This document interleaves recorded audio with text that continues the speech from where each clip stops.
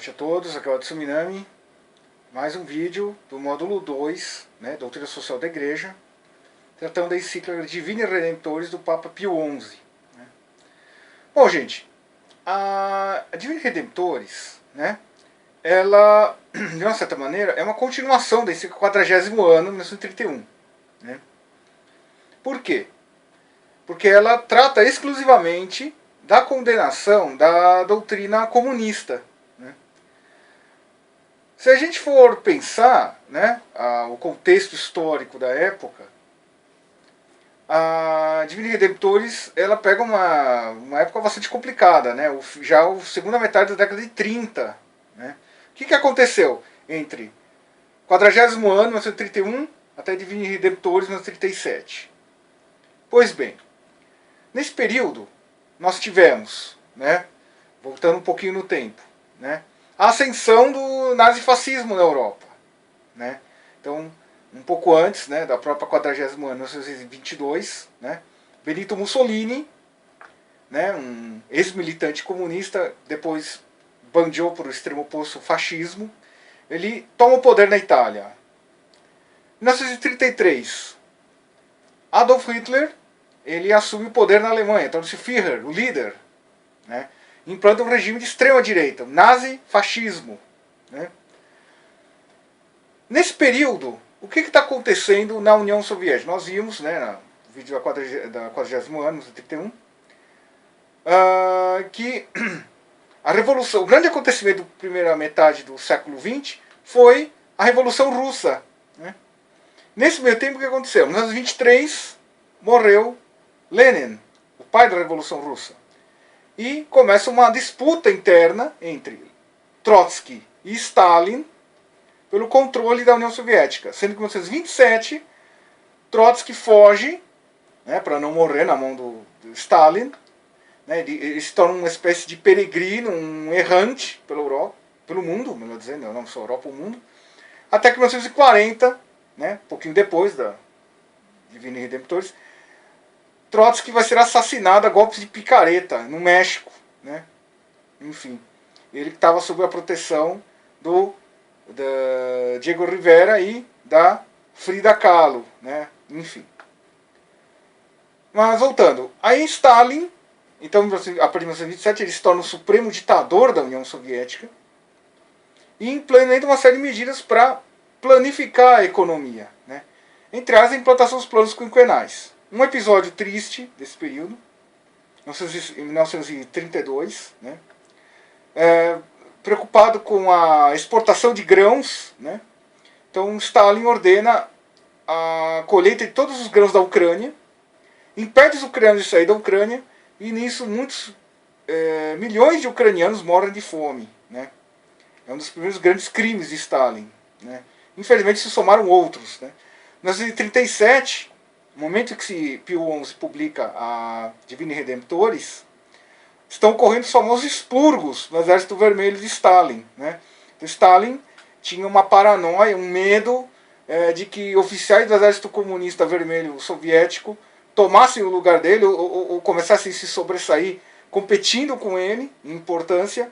Então ele ordena a execução de milhares de oficiais. Né?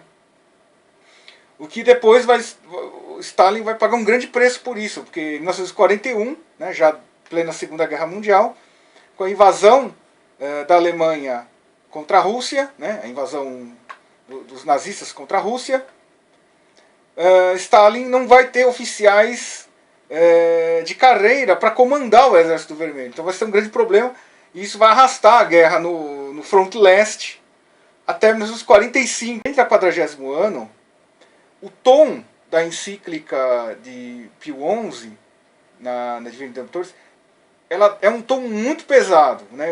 Na leitura do texto você percebe que o ambiente político, o ambiente social, o ambiente espiritual da Europa, no 1937, é muito ruim. Né?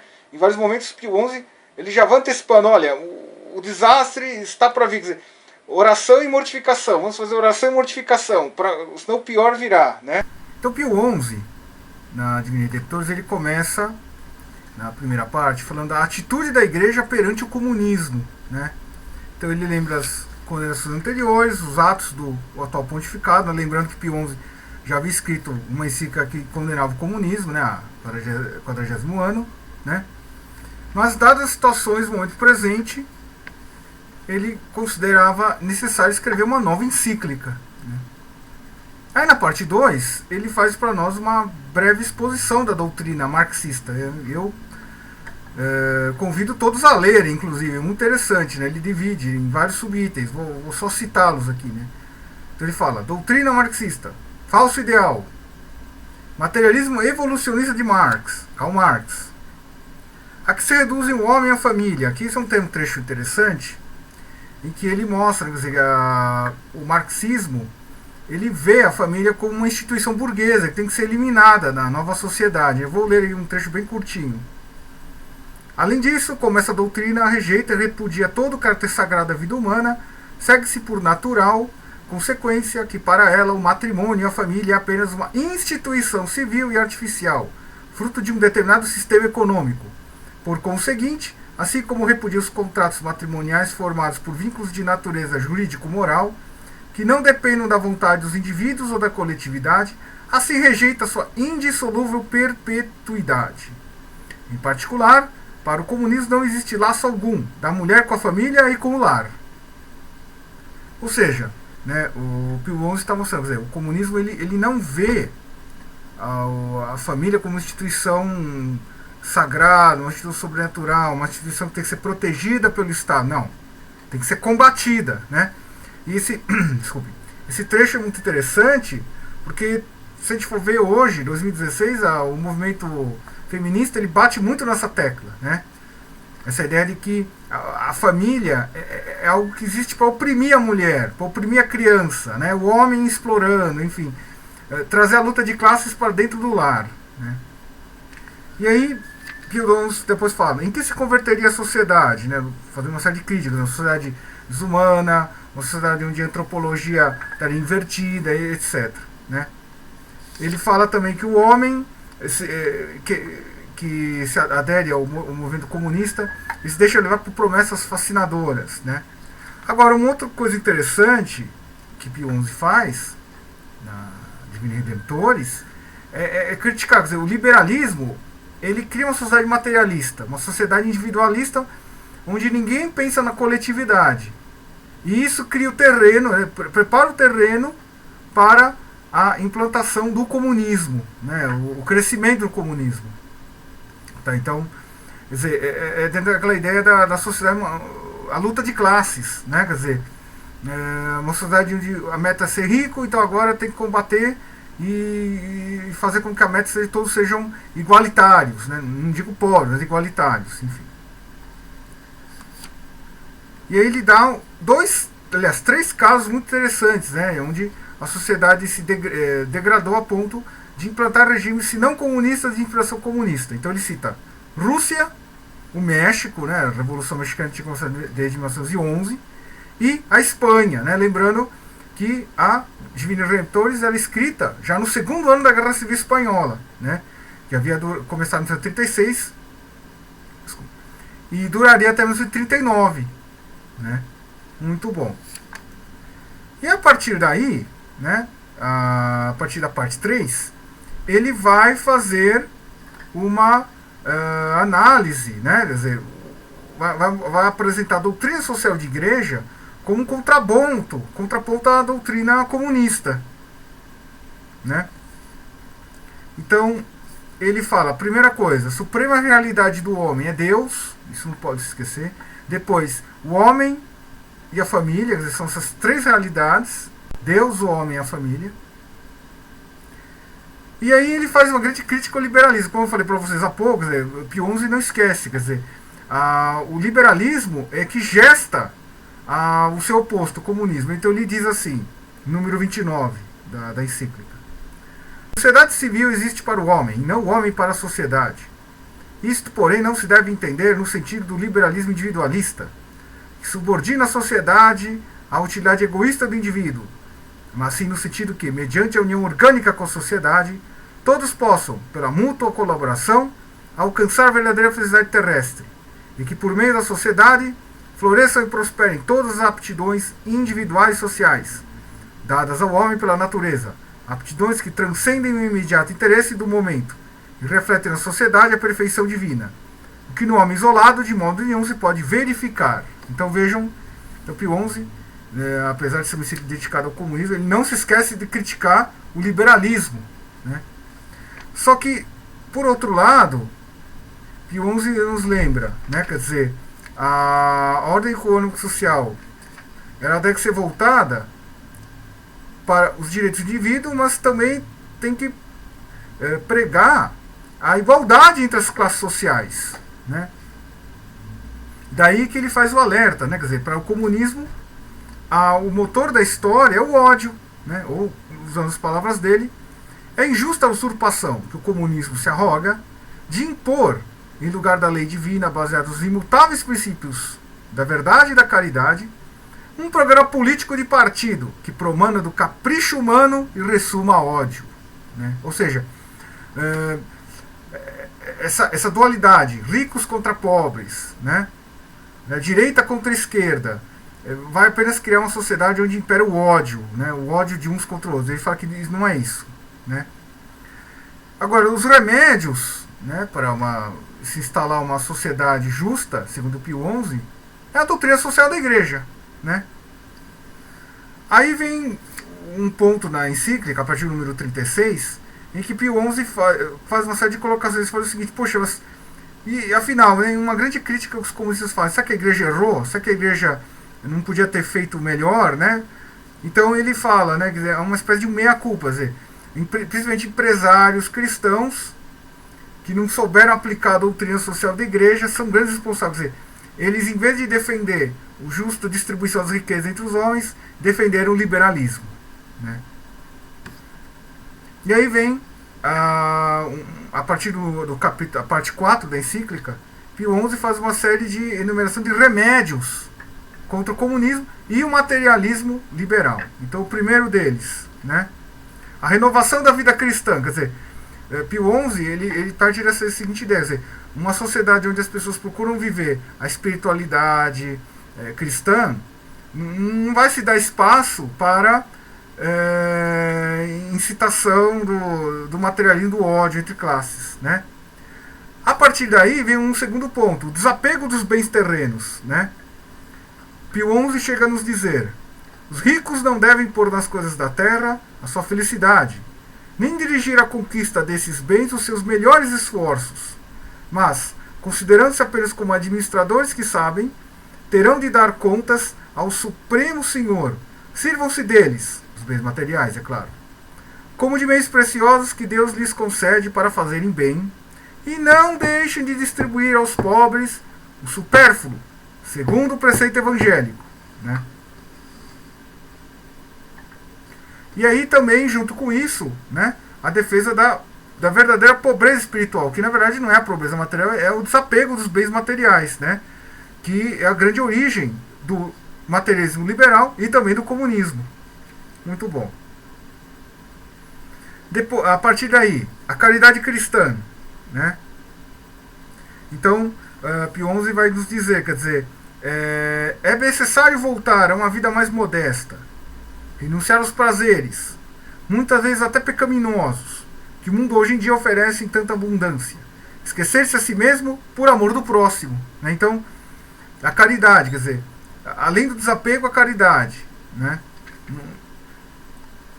E também os deveres de estrita justiça. Aí, a partir daqui, deveres de estrita justiça e de justiça social, então Pio XI vai falar já da justa distribuição dos direitos do trabalhador, no caso, o salário justo, o descanso, né, a proteção na velhice, né, a aposentadoria, né? E aí, de novo, ele fala dos patrões ditos cristãos que têm que zelar pelo bem-estar material dos seus empregados, né?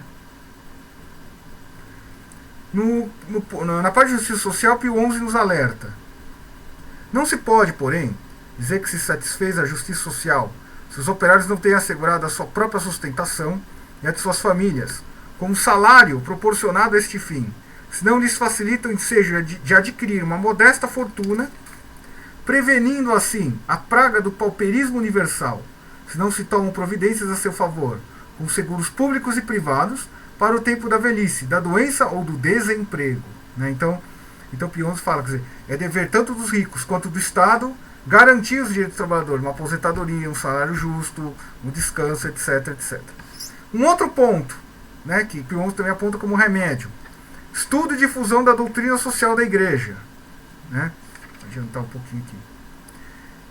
E por fim, já chegando à parte final, Pio XI nos alerta, quer dizer, temos que nos precaver as ciladas do comunismo, porque o Pio XI ele vai chegar a dizer, né? Quer dizer, o comunismo vai dizer, não, a doutrina social da Igreja é bobagem, é contra carochinha. Nós temos a solução para a criação de um mundo justo, igualitário. Pio XI nos alerta, olha, não é nada disso não, né? Vejam que nesse ponto, né, alguns rotulariam o pensamento de Pio XI como ingênuo ou conservador. Na verdade, assim, é algo concreto, né, vida concreta. Ele não está propondo a implantação do paraíso terrestre, não é nada disso, né? Pio XI está propondo medidas concretas que vão amenizar o problema da pobreza, o problema da desigualdade social. Quer dizer, ele mesmo reconhece que é algo insanável nesse espaço de vida humano, né? E aí, né, nessa parte de a gente se precaver das comunistas, aí vem a famosa frase, né, que é muito citada, né, por autores anticomunistas, né, que ele fala assim, no número 58, o comunismo é intrinsecamente perverso e não se pode admitir em campo nenhum a colaboração com ele, da parte de quem quer que deseje salvar a civilização cristã. E, se alguns, induzidos em erro, cooperassem para a vitória do comunismo no seu país, seriam os primeiros a cair como vítimas do seu erro. Né? E isso, quando eu li há pouco, estava relendo a encíclica, me lembrei, né? Quer dizer, lembra muito o Brasil hoje de 2016, né? Quer dizer, muitas pessoas que apoiaram e se entusiasmaram com os governos de esquerda hoje estão arrependidos, né? Vejam que Pio XI já nos alertava, olha, o socialismo é uma barca furada mesmo, você vai embarcar e vai quebrar a cara depois, e infelizmente ele não estava errado, né? E aí ele fala, já a parte final da encíclica, aos ministros e auxiliares desta obra social da Igreja. Então ele cita que os sacerdotes, né, têm o dever de orientar os fiéis com relação à doutrina social e na busca de uma sã direitos, na busca de sãos direitos, né? Depois ele fala da ação católica, né, que era na época, nos anos 30, a grande novidade, né, para os direitos dos trabalhadores, a ação dos leigos, né?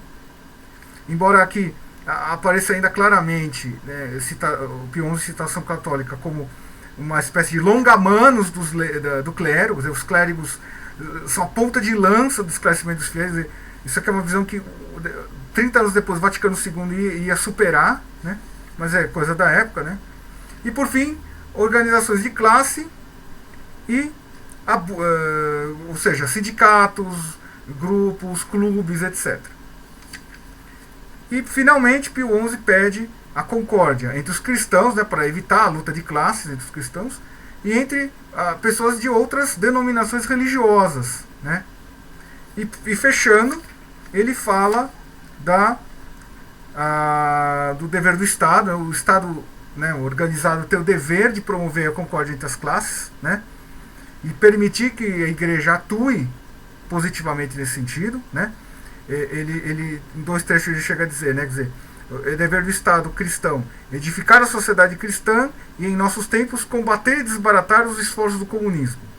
E um pouco mais adiante ele diz: os Estados porão todo cuidado em impedir que a propaganda ateia, que destrói todos os fundamentos da ordem, faça estragos em seus territórios, porque não poderá haver autoridade na terra se não se reconhece a autoridade da majestade divina, nem será firme o juramento que não se faça em nome do Deus vivo. Né? Então, aqui Pio XI falando, o Estado ideal, né, o governo ideal é aquele que reconhece que a autoridade do Estado ela só existe porque deve à autoridade divina, né? Enfim. E por fim, isso que eu já havia falado há pouco, né, também a liberdade da Igreja em atuar, né, promoção do bem comum. E na última parte da encíclica, Pio XI coloca como modelo, né, do operário cristão, do trabalhador cristão, São José Operário, né? Então, colocando ele como o patrono dos trabalhadores, o patrono dos assalariados, né? Bom, gente, a encíclica, em alguns aspectos, tá? Não há como negar, ela está já superada, né? Principalmente quando Pio XI coloca essa questão da ação católica como uma grande meio para remediar os problemas dos trabalhadores, né? A ação católica, a partir do Vaticano II, ela entra em desuso, né? Hoje, 2016, né? Eu estou falando há quase mais de 80 anos, né? Quase 90 anos da encíclica. Fica fácil criticar, né? Agora, por outro lado, algumas das coisas que ele colocou aqui, né, aqui na encíclica, né, elas ainda se colocam bastante atuais, né, principalmente essa questão do materialismo, o perigo do materialismo na sociedade, né. Quer dizer, nós temos que evitar, quer dizer, o materialismo ele nos faz levar ora à direita, ora à esquerda, quer dizer, não é por aí a solução dos problemas, né.